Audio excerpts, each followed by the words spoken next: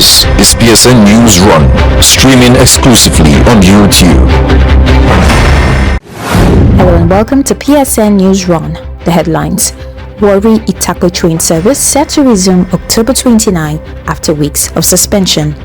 FCTA to punish parents, schools blocking child immunization exercise. And on sport, Barca legends defeat African legends 3-1 in Abuja as Odumodu block light up the night. This and more on PSN Newsrun. Stay with us. We begin with good news. Train operations are set to resume on the Warri-Itakpe corridor on October 29 following weeks of suspension by the Nigerian Railway Corporation. Let's join Joycelyn for the full report. The Nigeria Railway Corporation (NRC) has announced that the Warri-Itakpe train service will officially resume operations on Wednesday, October 29th. The corporation disclosed this in a statement signed by its spokesperson, Callistus Odumodu. According to the NRC, online booking for service will open on Monday at 12 p.m., allowing passengers to secure their seats ahead of the relaunch. The route, which connects Delta and Kogi states, was temporarily suspended due to maintenance and operational reviews aimed at improving safety and efficiency. The NRC assured passengers of enhanced service delivery as part of its broader efforts to modernize Nigeria's rail transport network. Joycelyn Ella Keche Ada, PS News. The Joint Admission and Matriculation Board has approved admission for 85 exceptional candidates below the age of 16 following a special review process for outstanding young scholars. Here's Miriam with details. The Joint Admissions and Matriculation Board (JAMB) has approved the admission of 85 underage but outstanding candidates who excelled in the 2025 Unified Tertiary Matriculation Examinations. In a statement issued on Monday, JAMB confirmed that the candidates, all below the official minimum age of 16 as of 2025 September, were granted special approvals following a rigorous screening process. The board spokesperson, Dr. Fabian Benjamin,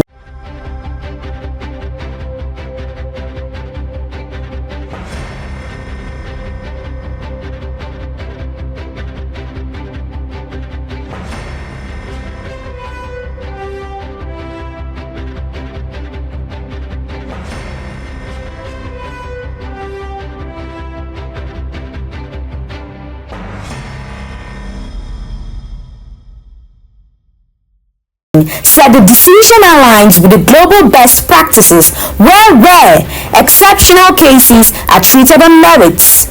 He clarified that while the minimum age policy remains in place, provision exists for brilliant candidates who demonstrate extraordinary academic capability.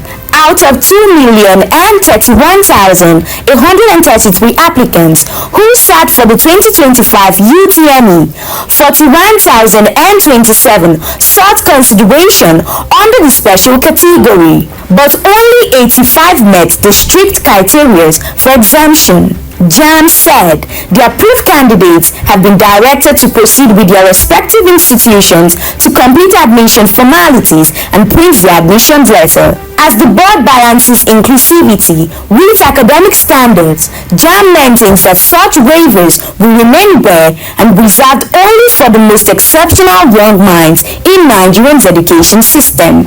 Mary Ann Awiya, PS News. The Federal Capital Territory Administration has vowed to sanction parents and schools that obstruct ongoing immunization exercises aimed at protecting children from preventable diseases. Daniel's got more on this report. The Federal Capital Territory Administration has warned that it will sanction parents, guidance and schools that obstruct ongoing child immunization efforts across the territory. The warning was issued by Dr. Adedolapo Fashewe, Mandate Secretary of the FCT Health Services and Environment Secretariat, during the press briefing in Abuja. She said the administration will no longer tolerate deliberate acts that endangers children's health and hinder government's immunization campaigns. Dr. Fashewe emphasized that immunization remains one of the most effective tools in preventing childhood diseases such as polio, measles, and diphtheria. She urged school owners and community leaders to cooperate fully with health workers to ensure every eligible child is vaccinated. The FCTA also reiterated its commitment to public health and cautioned that defaulters will face appropriate sanctions as the administration intensified efforts to achieve full immunization coverage across the FCT. As health authorities step up enforcement, the FCTA says protecting children through immunization remains a shared responsibility between parents, schools, and government. Daniel Okejeme, PS News. 3 private hospitals have been sealed in Suleja, Niger State, after health authorities uncovered evidence of unqualified staff, poor sanitation, and failure to meet basic regulatory standards. Emanuela has more on this report. In a sweeping regulatory action, the Niger State Ministry of Secondary and Tertiary Health has sealed 3 private hospitals in Suleja local government area for operating below mandatory healthcare standards. The sealed facilities, Bayes Medical Center, Emirates Clinic and Maternity, and Aisha hospitals were closed after an inspection team from the ministry's Inspectorate Unit found evidence of quackery, lack of qualified medical staff, unregistered premises, poor sanitation, and missing pharmacy and laboratory departments. Led by Dr. Ali Mohammed Ishaq, the 5-man inspection committee visited 30 primary and secondary health facilities across Suleja and neighboring Guraba local government areas, issuing fines and sanctions to several that fell short of statutory requirements. While the government acknowledged the contribution of private health facilities to service delivery, it stressed that all operators must register with the Niger State Health Insurance Scheme, NICA, meet safety standards, and be properly licensed or face closure. As the inspection continues across the local government areas, authorities warn that any healthcare facility found flouting regulatory requirements will not only be closed but may face further legal action. Ella Okechukwu, PS News. Barca Legends clinched a 3-1 victory over African Legends in Abuja as fans enjoyed a night of football nostalgia and Afrobeat thrills from Odumodu block. Second win of the season for Barca Legends as goals from Roberto Trashoras, Nolito and Roja in the Moshood Abiola Stadium in Abuja were enough for a 3-1 win over African Legends over the weekend. Albert Ferrer's team had the better of an entertaining game in which Blaugrana keeper Angoy also saved a penalty from African legend JJ Okocha. Angoy, Okunowo, Christenfeld, Fernando, Navarro, Soren, Trajoras, Roja, Mendiata, Saviola, Gully, and Arono Babangida formed the starting 11 for Barca, but despite early pressure, the Blanco runner struggled to find a way through in the opening minutes of the game. Well, for me, I think this is not just a football, but it's about Nigeria. Selling a nation to the world. Telling the world that everything is possible.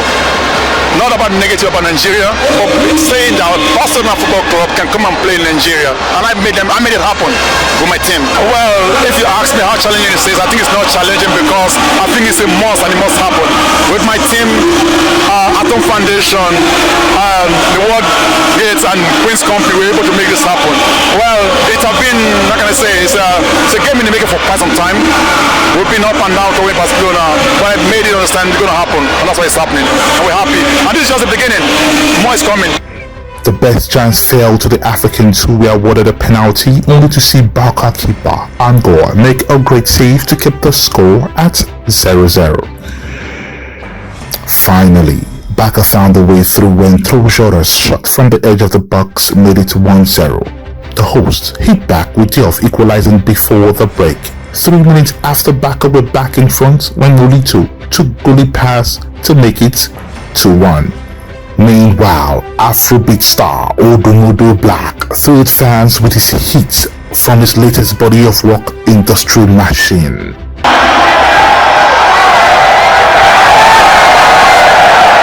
This is Samuel Akman reporting for PS News. We'll wrap up the bulletin with that sports report.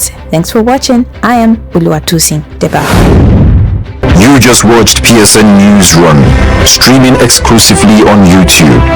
This is your trusted voice for news that matters. Subscribe, like, share, and stay informed.